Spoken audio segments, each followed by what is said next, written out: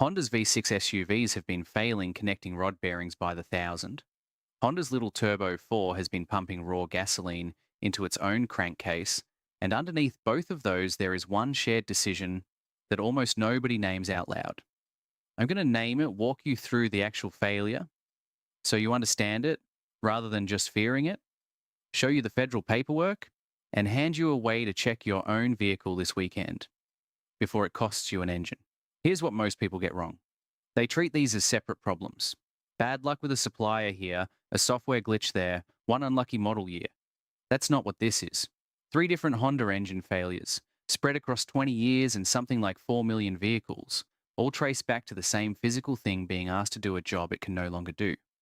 Once you see it, you can't unsee it, and you'll spot the same fingerprint on half the engines built in the last 15 years, regardless of the badge. I've had the 3.5 V6 apart more times than I care to add up. And the first thing I look at now isn't the bearing, it's the filter media. Cut it open, spread the pleats, and if there's a fine grey glitter in there, like somebody sanded a nickel, you already know. The rest is just confirmation. 2 things to hold on to while we go. First, when Honda finally offered a remedy to more than 1 million owners, that remedy covered camshafts, rocker arm assemblies, and spark plugs, and stopped dead right there. Where it stopped is the entire story, and I'll show you exactly why later on. Second, and we'll get to this before we're halfway, there was a real federal recall covering just under 249,000 engines.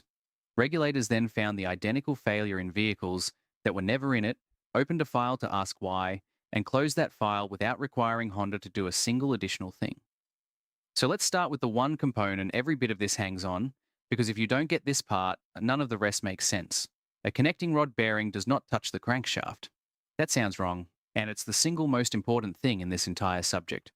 There is a soft shell in the bottom end of the rod and a hardened steel journal on the crank spinning inside it. And in a healthy engine, those 2 surfaces never make contact.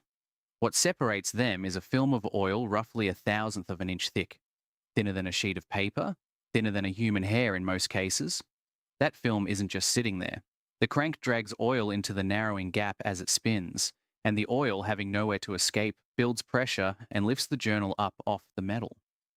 Same physics as a tire hydroplaning on a wet freeway.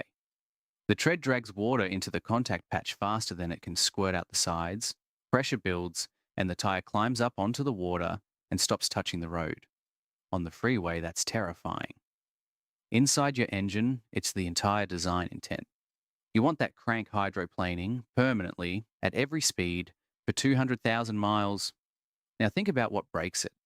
Thinner fluid gets squeezed out easier. Less of it, and the wedge starves. Contaminate it with something that doesn't have the same body, and the film collapses under load. 3 ways to lose it. Thinner, less, dirtier. Hold that thought, because the old hands who built these engines knew it cold. The J Series V6 that went into the first pilots and Odysseys was, by any honest measure, a serious piece of engineering. Cast iron liners, generous bearings, a bottom end with margin in it. Those engines earned Honda a reputation that Honda is still spending down today. Nothing that follows is about Honda forgetting how to build an engine. It's about what happens when a company that knows how to build an engine gets handed a fuel economy target and a deadline.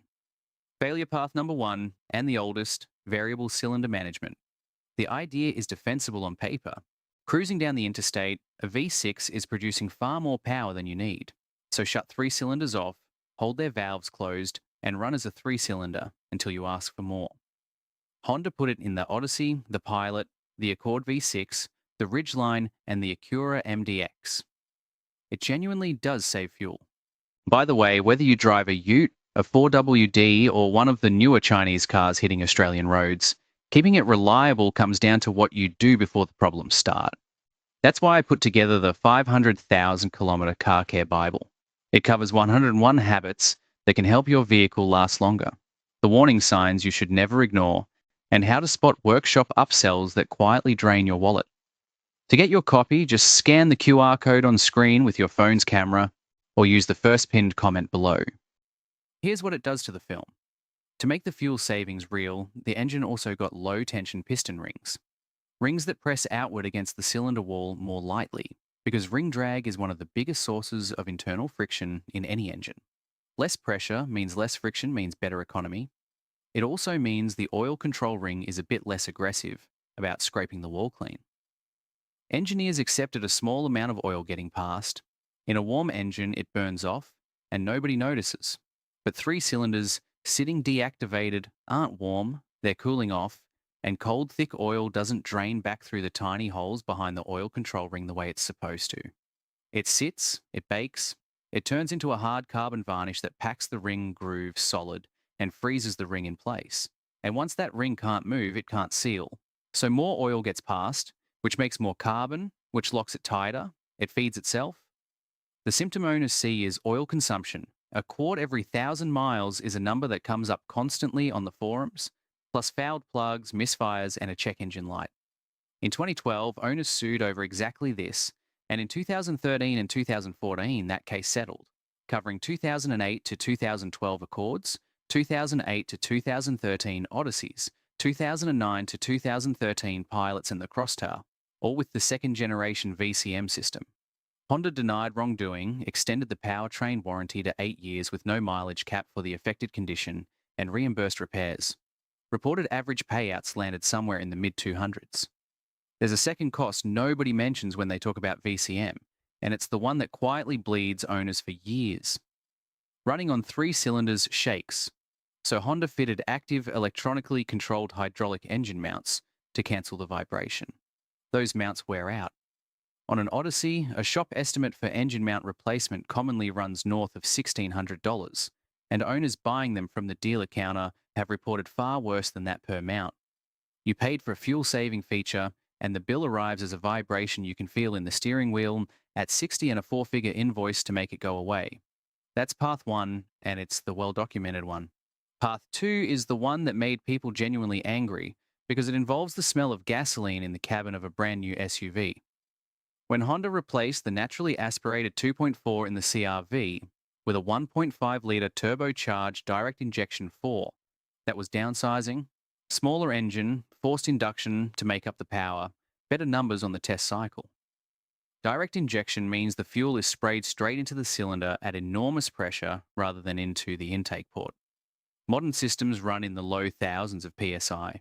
The problem is what happens on a cold start. That high-pressure spray has to atomize into vapor to burn properly, and it atomizes beautifully into hot air against hot metal. Against a cold cylinder wall, it doesn't. Some of it lands as liquid. Liquid fuel on the wall thins the oil film right there, then gets dragged down past the rings into the sump on the pistons way down. Every cold start, a little more. Take a 2-mile trip to work in January, and the engine never gets hot enough to boil it back out of the crankcase, so it accumulates. The tail is the strangest thing on a dipstick. The oil level goes up. Owners were finding it above the full mark, smelling gasoline on the stick, smelling it in the cabin. And the consequence isn't the smell, it's that your 10-weight oil isn't 10-weight anymore. Thinner. That's one of our 3. Honda's position was that a degree of dilution is normal in these engines, that abnormal dilution was extremely rare, and that it was primarily a cold weather, short trip phenomenon. On the physics, they're not wrong about cold and short trips. That is genuinely when it's worst. And it happens to some degree in every direct injection engine on the road. But Consumer Reports heard from owners in California and Texas reporting the same thing in summer, and I'd take the conservative read here. It's worse in the cold. It is not confined to the cold. Sources disagree, and I don't think anyone outside Honda has the fleet data to settle it. In December 2018, Honda launched a product update for certain 2017 and 2018 CR-V in 21 cold weather states, expanded weeks later to 2016 through 2018 Civics. The fix engine and transmission control software revised to warm the engine up faster and hold heat, plus in some cases a new air conditioning control unit. In 2019, the powertrain warranty extension went nationwide on more than 1 million vehicles. A 2017-18 CR-V and 2016-18 Civic class action settled in 2020 in Minnesota federal court, with out-of-pocket reimbursement claims capped at $250. And in late 2022, a fresh class action landed covering 2019 through 2023 CR-Vs and the corresponding Civics and Accords, alleging the same defect never went away. Path 3 is the current one. and it's the reason this subject is live in 2026, rather than being a history lesson. November 2023, Honda recalls 248,999 vehicles. 2015 to 2020, Acura TLX, 2016 to 2020 MDX. Certain pilots, Ridgelines, and Odysseys, because connecting rod bearings can wear and seize. The cause Honda filed with regulators is beautifully specific. During production, equipment used to grind the crankshaft was set improperly, and the crank pins came out with a slight crown to them instead of straight, out of spec. Put a crowned journal in a straight bearing, and the load concentrates on a narrow band in the middle instead of spreading across the full width. The film gets squeezed out of that band. Metal touches metal. Honda reported 1,450 warranty claims at the time of filing. That's an honest manufacturing defect, honestly described, and the remedy was inspection and engine replacement as needed at no cost. Fine. Here's where it gets interesting. Owners of vehicles that weren't in that recall kept reporting the identical failure. In November 2024, regulators opened a recall query to work out whether the recall's boundaries were drawn in the right place, covering a population of 1,049,106 vehicles. In August 2025, they closed it without requiring Honda to do anything further, and simultaneously opened a fresh preliminary evaluation over the same 1.4 million vehicles. That's the loop I promised you, and there's a detail in it that matters enormously. The closing document states that the evidence does not suggest these out-of-scope failures are caused by the same crankshaft grinding defect the recall addressed. Read that again. The failures look the same, the bearings look the same, but the explanation Honda gave for the recalled engines does not explain the ones that weren't recalled. The numbers in that new file, 414 reports direct to regulators, another 2,598 known to Honda, a little over 3,000 once duplicates are stripped out. 7 incidents involving a crash or a fire. No injuries and no fatalities recorded, which is the one genuinely reassuring line in the whole document. In January 2026, an Ohio owner filed a proposed class action arguing the recall was too narrow and never addressed the underlying problem. Her used 2016 Pilot's engine let go at 76,000 fell 120 miles. So what is causing the ones outside the recall? Nobody has said, not Honda, not the regulator, not me. I'll give you my suspicion, and I want you to hear it as a suspicion, because I've got no tear-down data on a statistically meaningful sample, and anyone who tells you they've solved it from a keyboard is guessing too. My read is that these are ordinary bearings living an unusually hard life. Thin oil change intervals set by an algorithm rather than a calendar, and a whole lot of dry starts. Which brings us to the fourth thing, auto idle stop. In March 2025, regulators escalated to an engineering analysis covering 2,209 466 Honda and Acura vehicles over engines failing to restart after the system shuts them off. At a light, 1,384 complaints, 4 crashes or fires, 2 injuries. Honda had already responded with a fuel injection software update, and if that didn't work, a new starter, relays, and a valve adjustment, with warranty extended to 10 years on those parts. Complaints kept coming in from people who'd had all of it done. The restart failure is the safety issue, and that's what's being investigated. But sit with the other half of it. Every time that system shuts the engine down and fires it again, oil pressure drops to nothing and comes back. The film I described collapses and has to rebuild. Nobody's proven that's killing bearings, and I want to be straight that it's an association and not a demonstrated cause. It is, however, one more withdrawal from the same account. We're through the 4 failure paths and into what you actually do about it. And if this is the kind of thing you want more of, subscribing is the whole ask. No newsletter, no nothing. Stay with me, because the next stretch covers how to tell whether your engine is already on its way out, and after that I'll show you what Honda's remedy did and didn't cover, which is the part that'll stay with you. First, the honest caveat, because I'm not interested in scaring you out of a good vehicle. 3,000 reports against a population of 1.4 million is roughly 2 in 1,000. That's not a lottery you should expect to lose. There are pilots and Odysseys out there at 250,000 miles on original bottom ends, and a well-kept CR-V with the Turbo 4 is, for most people in most climates, a perfectly sound thing to own. Anyone telling you every one of these engines is a grenade is selling something, usually a video. What the numbers do justify is knowing the failure mode and not paying retail for somebody else's ignorance. Now, the practical part, and this applies whichever engine you've got, learn what the early warning actually sounds like, because it isn't a knock. A knock means it's over. What comes first is a light, fast tick at cold idle that quiets down as it warms up. That's a bearing with slightly too much clearance, letting the journal rattle before the oil thickens the film. If it stays after warm up or gets louder under load, stop driving it. And I mean stop, not drive it to the shop across town. A seized bottom end at speed on a wet on-ramp is the reason regulators are involved at all. Check your oil level cold, on level ground, and look at where it sits rather than just whether it's between the marks. On the Turbo 4, above full means fuel.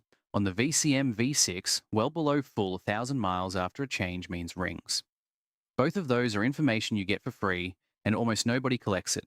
If you want certainty rather than inference, send a sample out for oil analysis. It's around $30 to $40, the lab mails you a kit, and it reports fuel percentage plus the wear metals. A fuel figure creeping past 2 or 3% is the number most people treat as a flag. Though I'll be honest that different labs and different specs draw that line in different places, and I wouldn't hang a decision on a single sample. What you're really buying is a trend across 3 changes. Rising iron with rising fuel tells a story that no amount of forum argument can. And on maintenance, whatever the maintenance minder says, if you do short trips in cold weather with a direct injection engine, cut the interval. 5,000 miles, oil and filter, and stop negotiating with yourself about it. A word on the aftermarket VCM disabled devices, since they come up in every conversation about the V6. They work by feeding the computer a slightly cooler coolant temperature so the system never arms. The mechanical logic is sound: no deactivation, no cold cylinders, no coked rings. And plenty of owners report oil consumption dropping off afterwards. 2 caveats, and they're real ones. Anything that alters emissions system operation is legally fraught. Some of these products are sold with a CARB executive order, and some are absolutely not, and if you live somewhere with testing, you need to check that before you buy rather than after. And if your rings are already carbon solid, disabling VCM stops the bleeding, it doesn't heal the wound. Which brings me to what I flagged at the start, and I want you thinking about your own paperwork while I say it. When Honda addressed the oil dilution problem for owners, the warranty extension went from 5 years and 60,000 miles to 6 years, with unlimited mileage. Sounds generous. Now look at what it covers. Camshafts, rocker arm assemblies, and spark plugs. That's the list. Camshafts, rocker arms, and spark plugs are the top of the engine. They're what gets damaged when a fouled cylinder misfires and when diluted oil starves the valve train. The symptoms you'd notice, the parts that make the noise, the ones that trigger the light on your dash. They are not the parts you are actually worried about. Not the pistons, not the rings, not the bearings, not the bottom end, where thinned out oil does its quiet work over 80,000 miles and then presents you with a bill for an engine. So Honda's answer to a lubrication problem was software to warm the engine faster, in 21 states initially, plus in some cases a new air conditioning control unit, and a warranty covering the parts nearest the top of the engine. You were told the condition was extremely rare. You were told varying oil levels were, in most cases, normal. Owners who came in with complaints were pointed toward more frequent oil changes and longer drives. And when the class action settled, the cap on reimbursing what you'd already spent out of your own pocket was $250. Then run the same test on the V6. Honda identified an out-of-spec crank grinding process and recalled 248,999 vehicles. Real defect, real remedy, no complaint from me about that. But the boundary of that recall was drawn around the engines Honda could trace to the bad grinding equipment. And when the identical failure showed up in vehicles outside those lines, the file asking why got closed with nothing required. 1,400,000 vehicles, 3,000 reports, and the official explanation for the recalled engines expressly does not cover them. This is the move I want you to be able to see coming. Because it isn't just Honda, and it won't be the last time you meet it. When a manufacturer knows something is wrong, the cheapest honorable-looking response is a remedy shaped like the symptom rather than the cause, a software update for a hardware problem, a warranty on the parts that make the noise instead of the parts that fail, a recall drawn tight around the batch you can prove, so the ones you can't prove stay your customer's problem. Every one of those is defensible in isolation. Together they're a policy, And the policy is that the cost lands on the person who bought the car. You know the shape of it now. Next time you're handed a fix, your first question isn't whether they're doing something.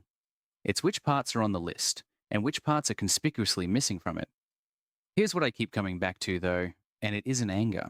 Every single thing we've talked about, cylinder deactivation, low tension rings, 20-weight oil, downsizing with a turbo, stop-start at every red light, was bought with something.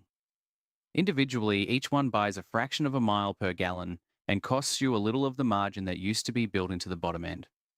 Nobody made a bad decision. Every one of those calls was rational for the person making it, under the target they were given, in the year they were given it. That's how convenience usually gets paid for. Not in one big bill you get to refuse, but in 100 small withdrawals from an account nobody shows you the balance of. The old J series had margin because nobody was measuring what margin cost. Now everything is measured, and anything that can't defend itself on a spreadsheet gets shaved off. The engine still works. It works with less between it and failure than the one before it, and you only find out how much less on the day it stops. So the skill worth having isn't cynicism. It's knowing where the margin used to be and putting it back yourself where you can. With oil, with intervals, with paying attention to a tick at cold idle that most people would turn the radio up over. Right, the practical summary, steps in order. 1. Identify what's actually in your engine bay. Naturally aspirated 3.5 V6, turbo 1.54 or hybrid. The failure modes are completely different and generic advice is worthless. 2. Check your oil cold, on level ground, and note where it sits. Do it monthly. Above full on, a turbo means fuel, well down on a VCM V6 means rings. 3. Pull your VIN and run it through the federal recall lookup, then do it again every 6 months. These files are still open and the population may yet be widened. 4. Shorten your oil interval to 5,000 miles if you do short cold trips, regardless of what the dash says. 5. If you hear a cold start tick that doesn't clear, or a knock that changes with load, stop driving it and get it looked at that day. And for the judgment call, should I keep this thing or get out? Don't take a rule of thumb from me. Run a procedure on your own numbers. Find out 3 things. What the vehicle is worth today in your market. What a dealer engine replacement quotes at locally, and what a reputable independent wants for a used low-mileage engine with a warranty, because those 2 numbers are often thousands apart. And whether you're still inside any extended coverage, which you establish by phone with your VIN, not by reading a forum. Then compare. If a worst-case engine bill is more than about half what the vehicle is worth, you're not maintaining a car anymore, you're underwriting one. If it's well under that and the thing is otherwise straight and you've got records, keep it and spend the money on oil. The payoff for doing all this is entirely invisible, and that's the point. It's the 4-figure invoice that never lands on your kitchen table. It's still being on the original engine at 190,000 miles, while somebody who bought the same vehicle in the same year is on the phone arguing about a recall boundary. Nothing happens. That's the win. Now, the comments. I want to hear from people who've lived this. If you own one of these, tell me the model, the engine, the mileage, and what it's actually done. The Odyssey that ate a quart every 1,000 miles and the Odyssey that's never used a drop are equally useful to me. And the second kind almost never gets posted because nobody thinks a running engine is a story. It is. And if you've had a bearing let go on a vehicle that wasn't in the recall, say so and say what the dealer told you. Because that's the exact gap in the record the regulators are still trying to fill. I read them, all of them eventually, and I've had my mind changed in that box more than once. So if you're a Honda tech who's seen 50 of these on a lift and thinks I've weighted something wrong, come and say it plainly. I'd rather be corrected than agreed with. If this was worth your time, subscribe. There's a loose end here I deliberately didn't pull. I've been quietly collecting cases of engines that failed shortly after a dealer visit for something unrelated, and I don't yet know whether that's a pattern or just my own bias picking out the stories that fit. When I know one way or the other, I'll say so. Until then, check your oil cold, listen at startup, and don't let anybody tell your number on a dipstick is normal without explaining why.